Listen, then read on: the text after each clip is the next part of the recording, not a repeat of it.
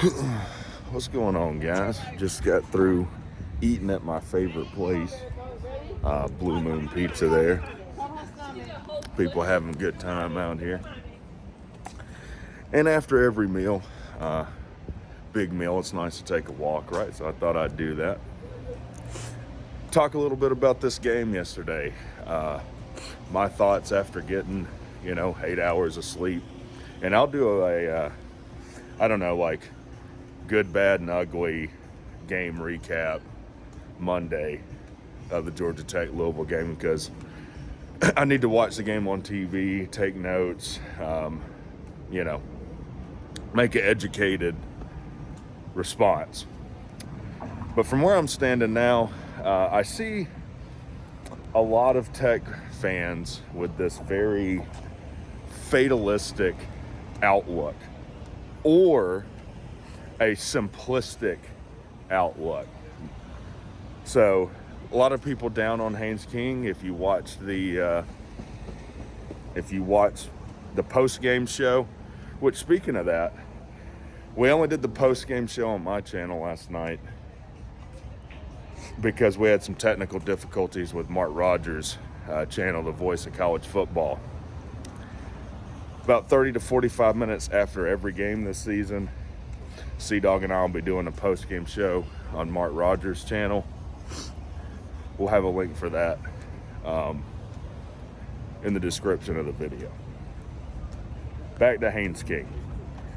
I don't think Haynes King looked bad. And in fact, a lot of times I think Haynes King looked really good yesterday. He threw for 313 yards, 3 touchdowns, and an interception. And the interception he did throw, I'm not going to say it wasn't his fault. It absolutely was. But it wasn't a situation where he was just throwing the ball into coverage. It got batted at the line, and Louisville just ended up coming up with it. Put it over here.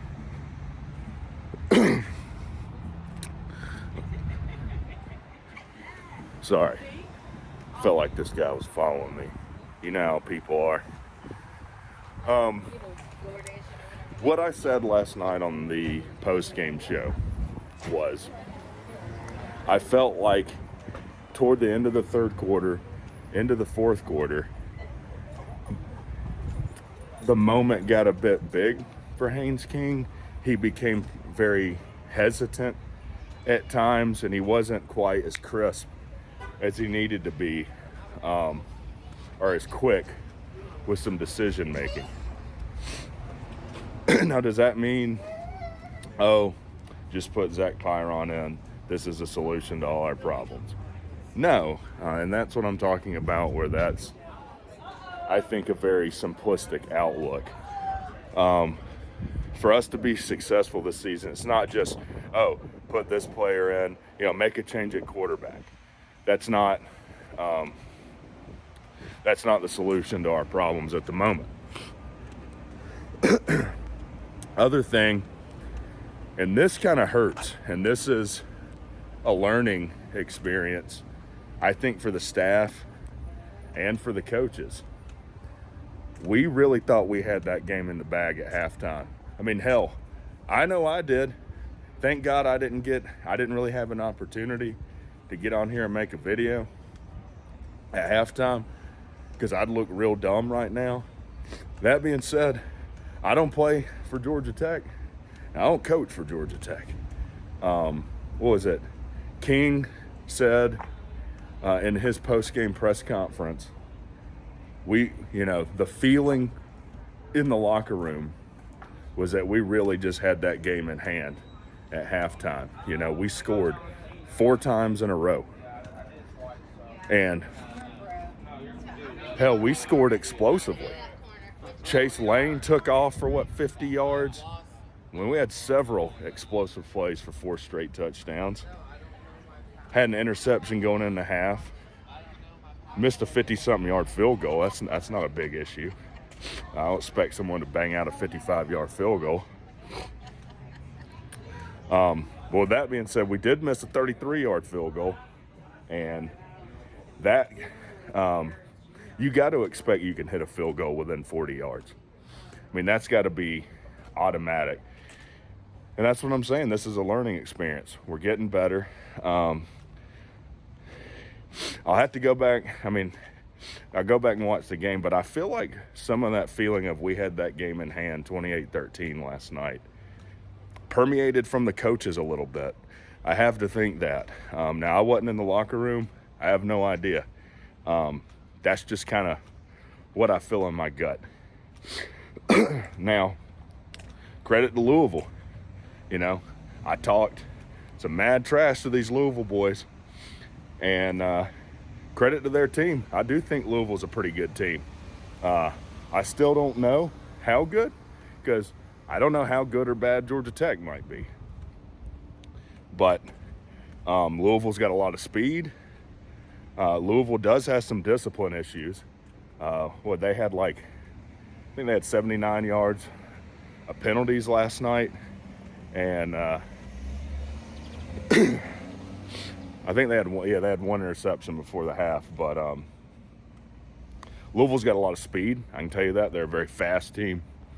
We're going to go down here and see if we can see the Otters.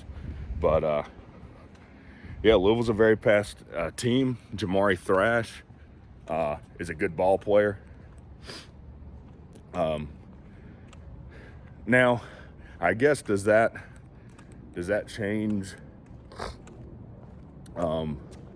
my season prediction or my over-under for Tech? Maybe a little bit. I still think we could win 5 games. And this is my message to Georgia Tech faithful. It's one game. It's one game. It's easy because, look, college football fans are some of the most passionate. It's one of the most passionate groups you're going to find out there. All right, just hang around the internet or go to a college football game, and you'll see that. But it hurts. And like I was saying at the beginning of the video, it's easy to think, oh, see, same old Georgia Tech. It's not. And stop saying that, because it's not. It's not the same Georgia Tech team. You got to realize this is the first game,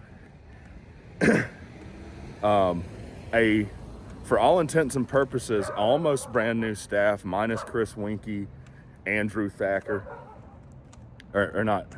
minus Chris Winkie and Andrew Thacker, Travaris Tillman. It's almost an entirely new staff. It's the first time Buster Faulkner's calling plays for us in the box there as OC for Georgia Tech. And a lot of people talked about it. I do think we got very conservative leading into the second half. We're not a team. Do I think we're a talented team? Yeah, I think we got talent. I think we got enough talent to win a good number of ball games this year. Do I think we got enough talent to pull off the gas when we're up on a team at half? Hell no. And that's got to change. If we get up on a team at half, you can't get conservative. You got to keep your foot on the gas and finish that game. And learn how to win when you get up. With that being said, one other thing. At minus the second quarter, I think we got pushed around up front. I think we got beat up front pretty bad. And another thing I was wrong about, we got out physical a little bit in that football game, especially in the first quarter. Now, we won the physical battle in the second quarter, maybe pushed in the third, and I think we got beat in the fourth. But look, Louisville out physicaled us at times. It is what it is, and we got to work on that. Anyways, with that being said, I'm proud of this football team. Tell me the last time Georgia Tech scored 34 points. We're moving in the right direction. We're going to get better throughout the season. It doesn't look like the Otters are out today. But we're going to get better. We're going to win some football games. And we can still make a bowl, guys. We can still make a bowl. Hell, we could still win 7 games. Who knows? I said last night there's not a game on our schedule that I don't think that we can win or be competitive in. And, we'll see how it goes. Now, Monday, I'll put together like a more, I don't want to say professional because I'm far from professional, but a more complete, organized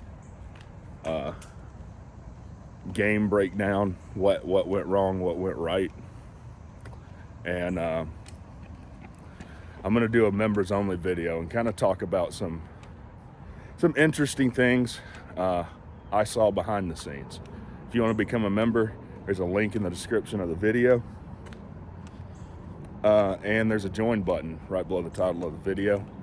Y'all be safe this Labor Day weekend. I'm going to go watch some football. Y'all have a good one.